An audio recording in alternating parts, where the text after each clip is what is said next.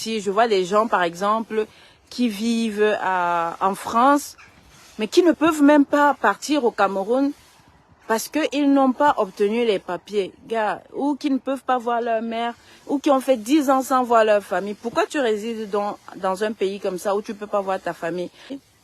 Donc, je prends un peu plus facilement le visa de la Turquie parce que j'ai des relations avec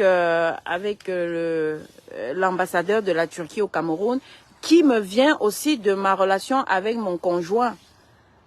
Donc, imaginez si j'étais installée aux États-Unis. Je ne ferais pas venir Soline quand je veux parce qu'il faut, par exemple, si, ça, et je ne ferais pas venir mes nounous, je ne ferais pas venir mes chauffeurs, je ne ferais pas venir X ou Y. Par exemple, là, ma mère est en train de venir, c'est compliqué.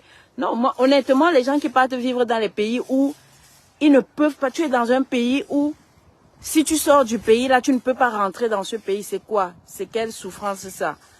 Tu peux même pas voir tes parents.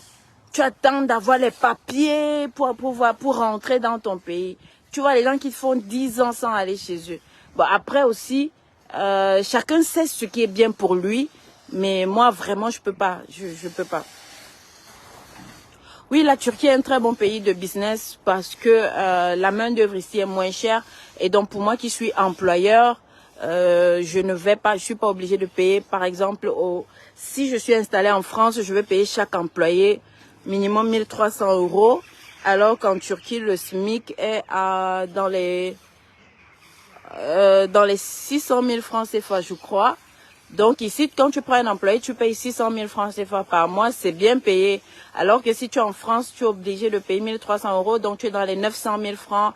Et pour un